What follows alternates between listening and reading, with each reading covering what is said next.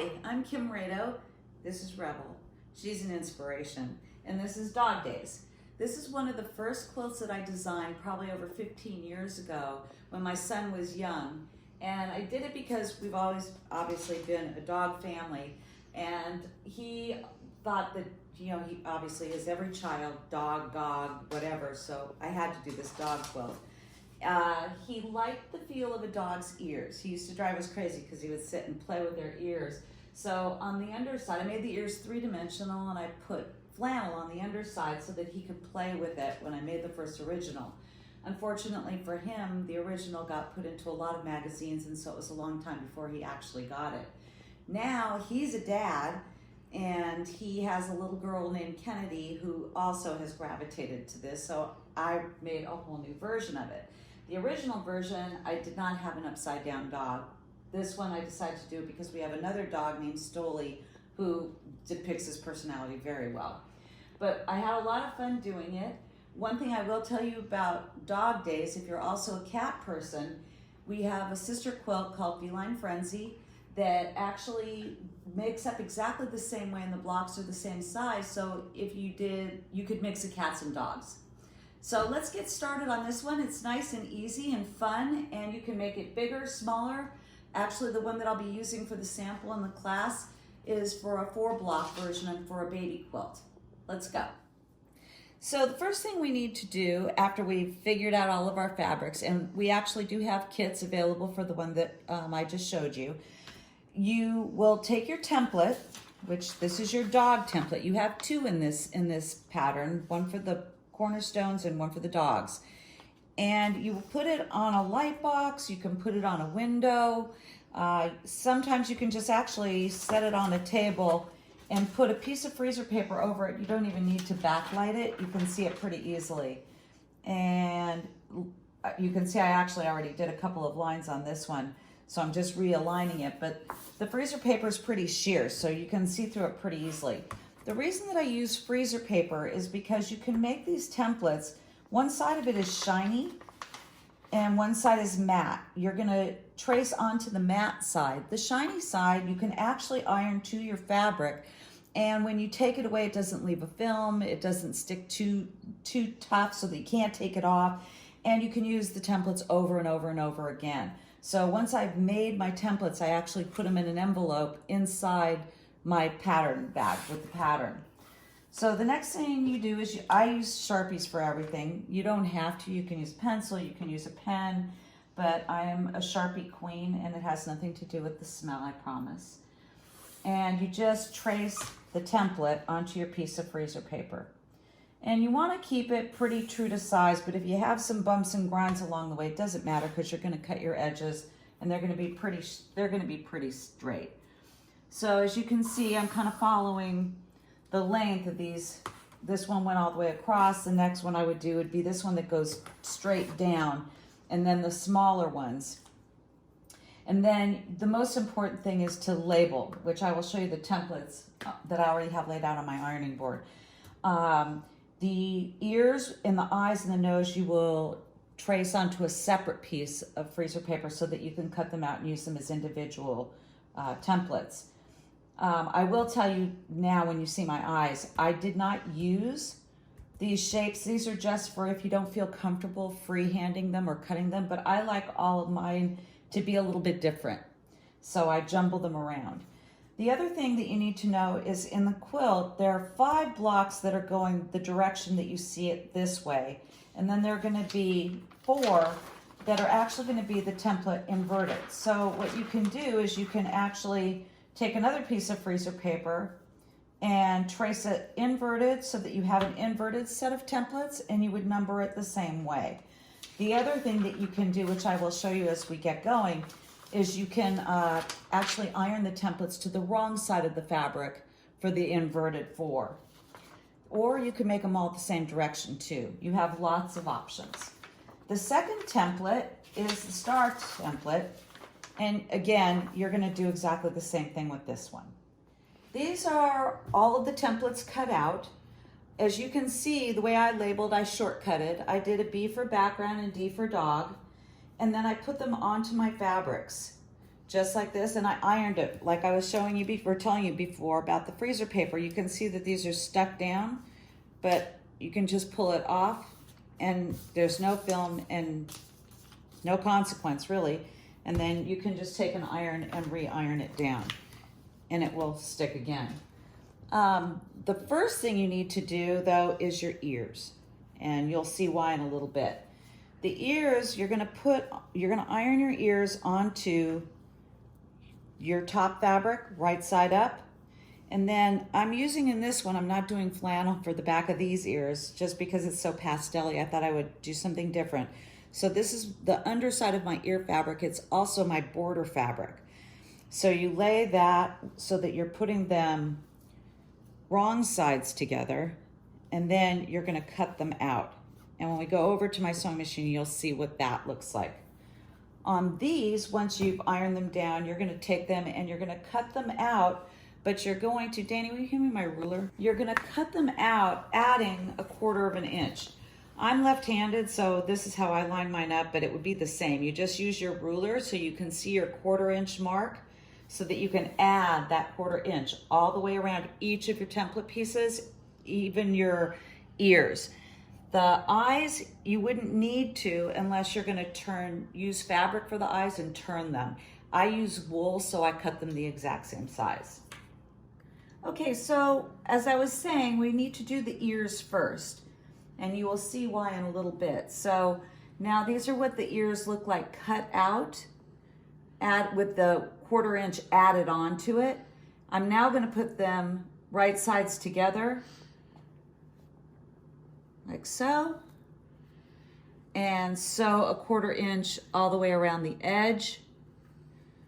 And then I'm going to turn it right side out. You can use like a pencil eraser or a bodkin or a knitting needle or anything really, just to push those edges all the way out when you turn it right side out.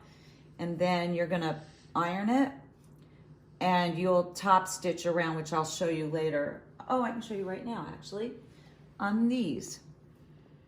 You can see how I've top stitched all the way around the edge, and there's your underside. So now once you've had your ears together, you can put them aside, and now we can make our dog block. So what I like to do is I like to have my original template sitting next to me so that I can put all my pieces where they belong, which makes it easier for me to sew. The thing I like to do is have my pattern right near me. It makes things very easy. I slip it right underneath my sewing machine like that, or you can tape it to the table, or you can tape it to a wall, or whatever you'd like. But it's just good to have it right near you, somewhere where you won't keep knocking it over.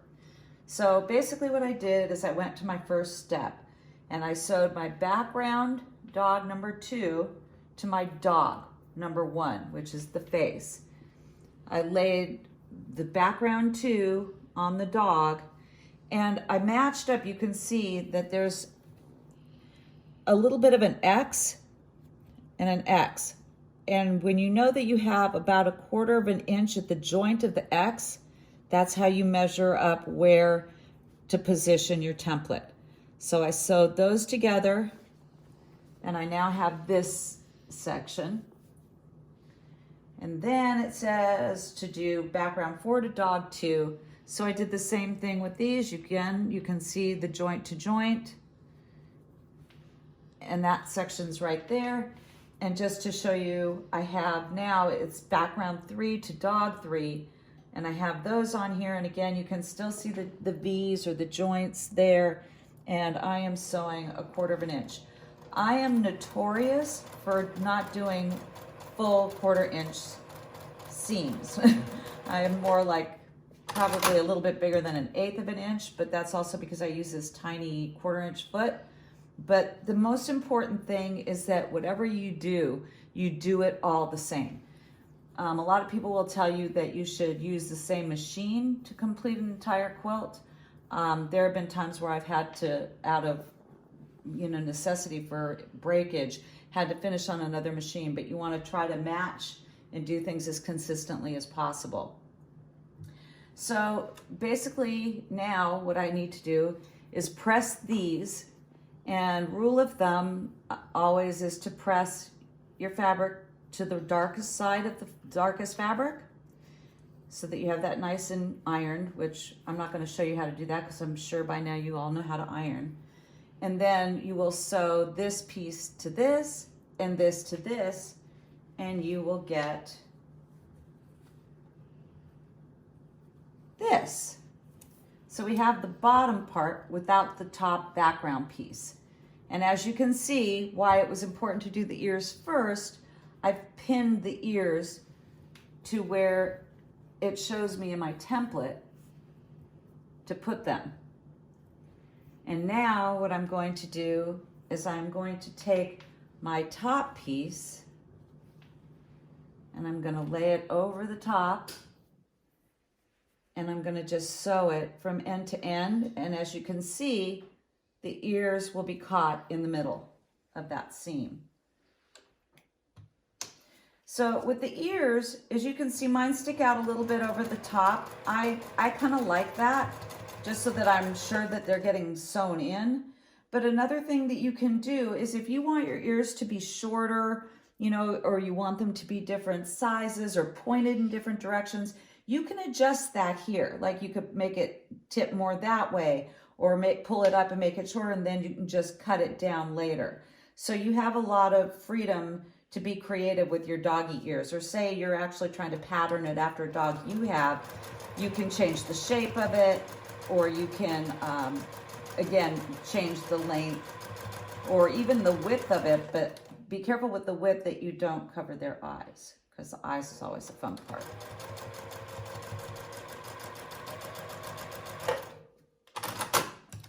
So now we have our dog block. And the next fun thing to do is I'm going to take these out. I already whipped up some eyes out of wool. So you would I'd put an eye here, an eye here. And the reason that these aren't falling apart is because I've used a glue stick to glue them together. And then I'm going to take a nose, and you can adjust this, just, you know, the direction of the nose, how high it is, how low it is. Like if you have a dog with a big snout, you might want to move it down. If it's more of a pug face, you move it up. Whatever, you get to have fun. So then I would also take a glue stick and glue stick them down. I hand applique, but you do not have to hand applique. You can machine applique. You can also make these out of fabric. And again, you know, don't feel constrained to the template. You can make your own shaped eyes. Like you can see this one's smaller and more oval. You know, there's all different ways you can do their eyes, and their noses, same thing. Noses bigger, smaller. I've actually seen people that have used buttons for the eyes. I chose not to do that just because I have a grandbaby now, so I like things to not be chokeable. But there's your block. Do the applique before you sew the blocks together. And once we get the blocks together, we'll show you how to put the borders on. Now that you've made all 4 of your dog blocks, or actually all of your 9, the 4 is for the baby quilt, what you're going to do next is you're going to trace your star template, as we showed you in the beginning when you trace the dog template. You trace it exactly the same way. You cut your pieces out exactly the same way, and then you iron them to your fabrics. So once again, I have all my star pieces on this white fabric, and I have all my backgrounds on this cute little aqua dot fabric. And then you cut them all out, adding the 1/4 inch seam allowance. And then I have my pattern, and now I'm going to start sewing it together. And it's the first thing is to sew background 3, which is this one, to star 2, to background 1. So I'll start by sewing. And the reason it's important that you follow the pattern instructions is because if you try to sew this to this one first and then try to add this one, you're going to have a problem. It's more logical because when you add your 1/4 inch, your points get too long. But if you do it in the order that it says to do it, and you do what we had shown you before by lining it up so that you have your 1/4 inch to the V and then sew down, you'll see how much of that point actually still sticks out. But you'll have your seam, and then it'll be a straight edge when you go to sew it to this piece. So now I'm going to show you how to sew on your inner borders and your outer borders. Actually, I'm going to show you more how to measure them so that you keep your quilt nice and square. Here's my 2-inch strip that I'm using for the inner border. So I'm going to take it and I'm going to put it up right through the middle of the quilt, the middle block, and I'm going to put it flush with the edge of the block, which this one's already sewn in, so it would be actually like a 1/4 inch more, but when you lay it flat unsewn, it'd be the same size. And run it straight across to the other edge. And I'm going to give myself an extra 1/4 inch, just because if it pins and there's still that extra 1/4 inch, it's easier to trim that off than to come up short. So now I'm going to cut 2 of these, that exact same size, and that will be what you sew on your top and on your bottom.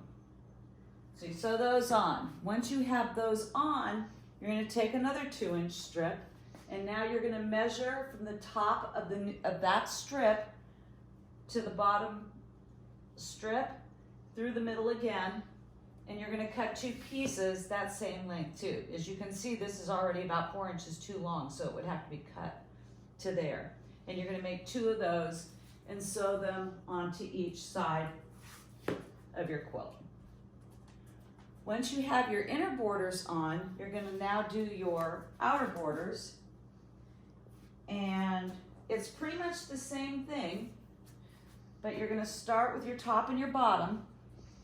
So you're going to measure again from the outside edge of the inner border to the outside edge of the other inner border, and cut 2 pieces of that and sew them on your top and on your bottom. Then what you're going to do is you're going to measure from the top middle of the inner border to the bottom and cut 2 pieces of those. Then you're going to take your cornerstone stars and you're going to sew them to each edge of your side strips